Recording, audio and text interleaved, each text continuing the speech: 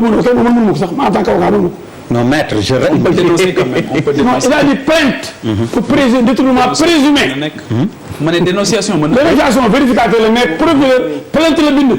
waaw bu leen jaxase xam na ne bi dem de pour jaxase bopp nit ñi dafa bind plainte waxul kan la porté plainte waxul kan moo war a jël xaalis bi waxul ban compte la dugg xam nga loolu du recette de document. c'est de la communication. communication politique la def. final ce n'est pas pour le procureur. le procureur xamul kan lay oo. c'est dommage. xamul affaire bi ci lan la ci ban suuf la xamul ci ban compte lay defee enquête. kon moom li muy def dara. yow ñu jox la dossier jox la numéro kii jox la service bu mu amee nga ne xamu ko. may ma ñëw waxul ban service la am waxul ban service la am tudd benn service ci la mu ci kanam tudd benn service. benn service. liiral plainte bi. tuddul benn service bu ñu en fait moi je peux me permettre. Parce qu'en fait je n'ai pas la date de dépôt mais j'ai l'accusé. waaw nga vérifier bu fekkee sama accusé baax na ou pas parce que l'accusé c'est le 4 avril le 4 mai 2018. 4 mai le 4 mai 2018. waaw ban service écrit bi la ban service 4 mai 2018. après ba le procureur après 10 mois d'investigation. Nous mettons à votre disposition les éléments qui pourraient être constitutifs, les éléments qui pourraient être constitutifs d'un détournement de deniers publics et portant sur plus de 100 milliards sur l'ensemble des actes posés. Toutefois, nous nous limiterons à vous livrer le détail de deux d'entre ces actes dits d'acquiescement. Un acte portant sur 44 milliards 833 millions 159 000, l'autre portant sur 49 millions 49 milliards 950 millions. Donc en fait, soit un total, il n'y a pas soit un total de 94. Fii, il y a pour moi. C'est de la dénonciation. C'est pour moi, je me suis arrêté à l'objet. L'objet, ce n'est pas une plainte, c'est une dénonciation. Parce qu'une dénonciation, c'est dire que Sénégalais, nous avons sàcc seen xaalis. On l'a toujours fait. On est habitué, même nous, des faits. Chaque jour, nous sommes place de l'obélisque, ou la chat n'est que fenn wax ko. Chat, il va plus loin en disant un nom. Mais là, il n'y a pas de nom. Il n'y a pas de service aussi. Non, il n'y a pas de nom. Alors, maintenant, il faut que, c'est-à-dire, dans cette histoire-là, dafa am fu ñu jëm. Les Sénégalais portent dañu am espoir ci Sonko.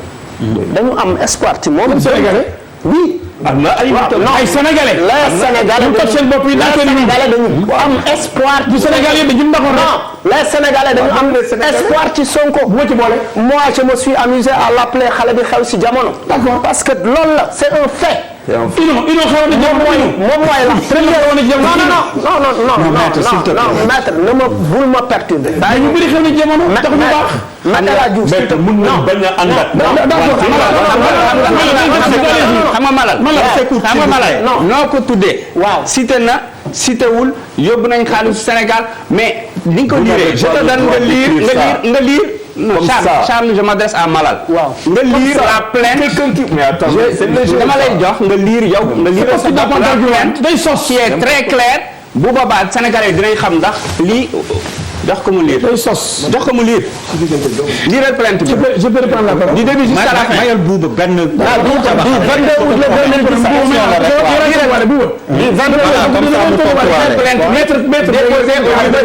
juge d'instruction am nga xam ndax dossier bi war na mën a leer wala mënul leer.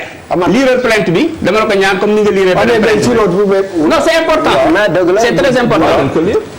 mun nga mën plainte bi bu bëgg dem la mais moom nako la kañ date bi wax date bi xaar dañ la tak Malick mais Malick li ron ko date bi juróom ñetti weer après dénonciation la soo def plainte boobu non bi c'est Malick j'ai moins de 10 minutes il faut faire vite. C'est 2017 li ma gis ci date wala Ah, monsieur le doyen des juges d'instruction. Encore une fois. Le tribunal grande instance hors classe de Dakar. Monsieur Ousmane Sonko, expert fiscal, député à l'Assemblée nationale, demeurant à la cité, etc. Mais, malgré élisant domicile de l'étude, maître Amadou Sow, Ibrahima Diawara, Cheikh Khoureyssi Ba, Abdoulaye Tall, Ousseynou Fall, Djibril Diagne, Mamadou Bamba Cissé et tous ces avocats à l'honneur de vous dénoncer et vous exposer ce qui suit. xam nga lii aussi dañuy déggee. man maa demoon parole bi. ngeen fexe ba fi benn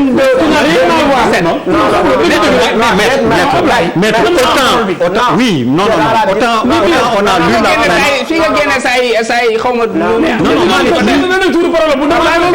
Gagnons du temps. mais chaque sama temps de parole di may lire da nga kontaan. mais dama bëggoon. non di may lire da nga kontaan. mais attends. déedéet na ko di temps de parole. non bàyyi ko mu. non mais je te promets que dinaa la ko delloo. sama di temps de parole. léegi maa la ko lépp dinaa la ko delloo. sama di temps de parole. maître maa la ko lépp dinaa la ko delloo. dinaa la ko delloo dinaa la fay. sama temps de parole. waaw dinaa la ko fay dinaa la ko fay. dinaa ko lire. am naa question. On gagne du temps. Que le 22 août 2017, les sieurs Mamadou Mamour Diallo et Maïssa Ndiaye, respectivement directeurs des domaines et chefs du bureau des domaines, ont signé avec Monsieur Tahirou Sarr, représentant des sociétés Sofico SA et CFI SA, conciliation financière de l'UEMOA. 2 actes d'acquiescement pour Sofico, le montant d'indemnisation de 44 milliards et pour CFI, le montant de 49 milliards, soit total 94 milliards 177 305 500. Que dans les 2 actes datés du même jour 2017, Seydou Sarr, représentant de l'un, moom mooy représente ñaari sociétés yëpp. ñu xaaj montant bi déjà loolu rek sénégalais yi war nañ comprendre. Pour l'autre CFI mu ne sur la base d'une créance qui aurait été rachetée te li graaw mooy créance bi dafa dem pour homologuer ko xam nga homologuer bi mooy lan mooy mu am ci droit jël ci xaalis ñu rejeté ko mu defaat appel ñu rejeté ko te pourtant ci créance boobu la basé wu ne pour ñu rembourser ko donc mu ni cependant aucune expropriation pour cause d'utilité publique n'est intervenue aux dépenses des héritiers Ndoye par l'État et aucune créance n'a existé entre les héritiers et l'État, faute d'expropriation de ces derniers. Parce que amagul woon.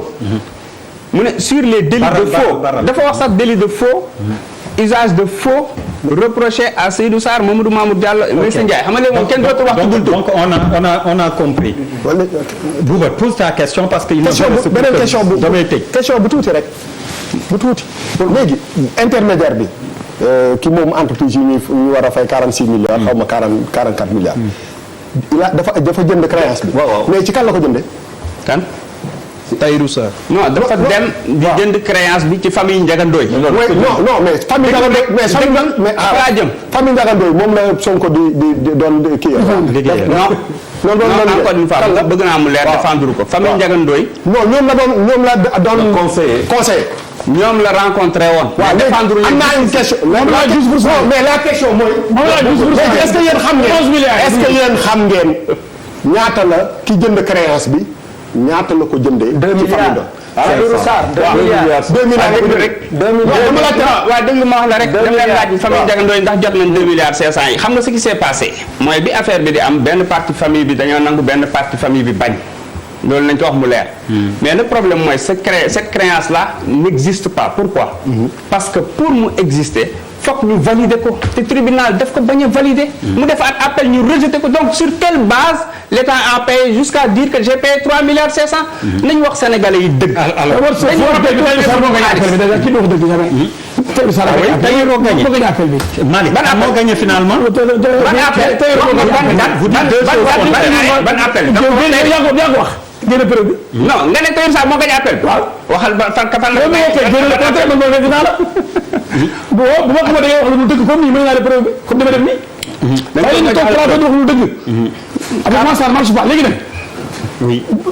Bouba. yow la ñuy jeexalee de. waaw Bouba laa bëgg a leeralal. oui. gouverneur de Dakar. mu arbitré. avec 147 milliards la woon. oui avec l'État. mu ne leen état mënul fay lii yëpp. oui. damay bés fii 40 nangam fii 40 nangam mu daje bi 14 ñaari ñu nangu loolu yàgg na ñu nekk ci affaire boobu. ñenn ñoo nangu. héritier nangu lan. nangu 14 milliards yi. astaghfirullah.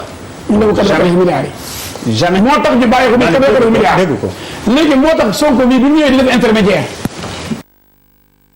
fund bi fi mu nee na aw ma ci droit ba yàgg mu ne am naa ci droit benn loi ayoo ko. dëgg ba pare mu signé intermédiation bi demandé ci 12%. muy 11 milliards 200 quelques millions ñu ma def ko ci film bi. fan la ko signé. oui ñu ngi doon si àll bari. wala da doon liggéeyal gratuitement donc les héritiers. liggéey ak ñoom. ma feuille de présence baa ngi dossier bi. ma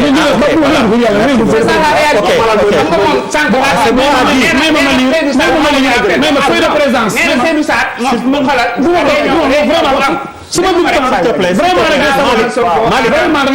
Malick mu yeggal je promets je voulais fermer avec lui mais dinaa la jox déglu ko dama ni feuille de présence wan naa ko Pape Djibril.